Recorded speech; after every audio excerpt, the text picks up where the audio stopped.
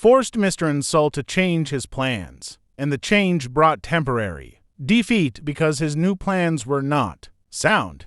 Mr. Sol is now an old man. He may, consequently, accept failure instead of temporary defeat. But if his experience turns out to be failure, it will be for the reason that he lacks the fire of persistence to rebuild his plans. No man is ever whipped until he quits in his own mind. This fact will be repeated many times, because it is so easy to take the count at the first sign of defeat. James J. Hill met with temporary defeat when he first endeavored to raise the necessary capital to build a railroad from the east to the west, but to turn defeat into victory through new plans. Henry Ford met with temporary defeat, not only at the beginning of his automobile career, but after he had gone far toward the top. He created new plans and went marching on to financial victory. We see men who have accumulated great fortunes, but we often recognize only their triumph, overlooking the temporary defeats which they had to surmount before arriving. Nitrogen monoxide follower of this philosophy can reasonably expect to accumulate a fortune without experiencing temporary defeat. When defeat comes, accept it as a signal that your plans are not sound. Rebuild those plans and set sail once more toward your coveted goal. If you give up before your goal has been reached, you are a quitter. A quitter never wins, and a winner never quits. Lift this sentence out, write it on a piece of paper in letters an inch high, and place it where you will see it every night before you go to sleep, and every morning before you go to work. When you begin to select members for your mastermind group, endeavor to select those who do not take defeat seriously. Some people foolishly believe that only money can make money. This is not true. Desire, transmuted into its monetary equivalent through the principles laid down here, is the agency through which money is made.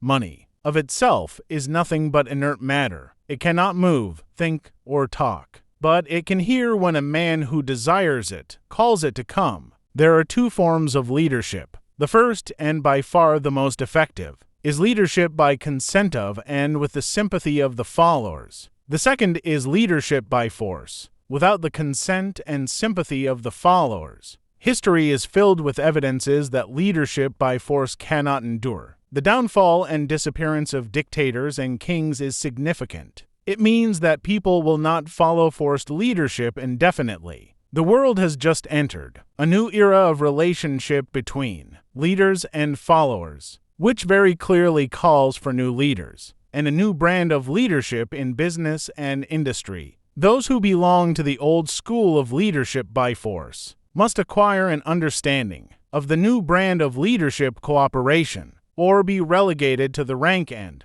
file of the followers. There is no other way out for them. The relationship of employer and employee, or of leader and follower in the future, will be one of mutual cooperation, based upon an equitable division of the profits of business. In the future, the relationship of employer and employee will be more like a partnership than it has been in the past. Napoleon, Kaiser Wilhelm of Germany, the Tsar of Russia, and the King of Spain were examples of leadership by force. Their leadership passed. Without much difficulty, one might point to the prototypes of these ex-leaders among the business, financial, and labor leaders of America who have been dethroned or slated to go. Leadership by consent of the followers is the only brand which can endure. Men may follow the forced leadership temporarily, but they will not do so willingly. The new brand of leadership will embrace the 11 factors of leadership described in this chapter, as well as some other factors. The man who makes these the basis of his leadership will find abundant opportunity to lead in any walk of life. The Depression was prolonged, largely, because the world lacked leadership of the new brand. At the end of the Depression, the demand for leaders who are competent to apply the new methods of leadership has greatly exceeded the supply. Some of the old type of leaders will reform and adapt themselves to the new brand of leadership, but generally speaking, the world will have to look for new timber for its leadership. This necessity may be your opportunity. The 10 major causes of failure in leadership. We come now to the major faults of leaders who fail, because it is just as essential to know what not to do as it is to know what to do. 1. Inability to organize details. Efficient leadership calls for ability to organize and master details. No genuine leader is ever too busy to do anything which may be required of him in his capacity as leader. When a man, whether he is a leader or follower, admits that he is too busy to change his plans or to give attention to any emergency, he admits his inefficiency. The successful leader must be the master of all details connected with his position. That means, of course, that he must acquire the habit of relegating details to capable lieutenants. 2. Unwillingness to render humble service. Truly great leaders are willing, when occasion demands, to perform any sort of labor which they would ask another to perform. The greatest among ye shall be the servant of all is a truth which all able leaders observe and respect. 3. Expectation of pay for what they know, instead of what they do with that which they know. The world does not pay men for that which they know.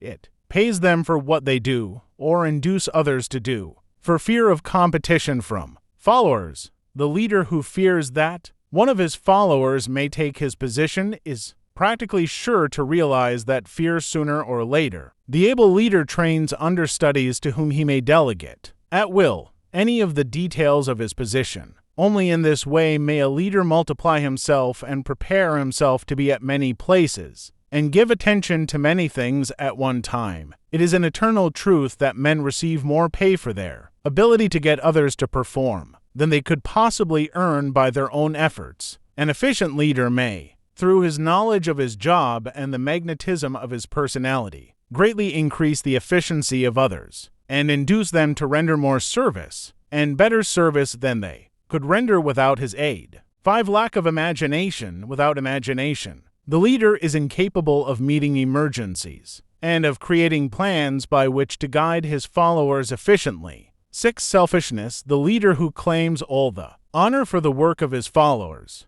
is sure to be met by resentment. The really great leader claims none of the honors. He is contented to see the honors, when there are any, go to his followers, because he knows that most men will work harder for commendation and recognition than they will for money alone. 7. Intemperance. Followers do not respect an intemperate leader. Moreover, intemperance in any of its various forms destroys the endurance and the vitality of all who indulge in it. 8. Disloyalty. Perhaps this should have come at the head of the list. The leader who is not loyal to his trust and to his associates, those above him, and those below him, cannot long maintain his leadership. Disloyalty marks one as being less than the dust of the earth, and brings down on one's head the contempt he deserves. Lack of loyalty is one of the major causes of failure in every walk of life. 9. Emphasis of the authority of leadership. The efficient leader leads by encouraging,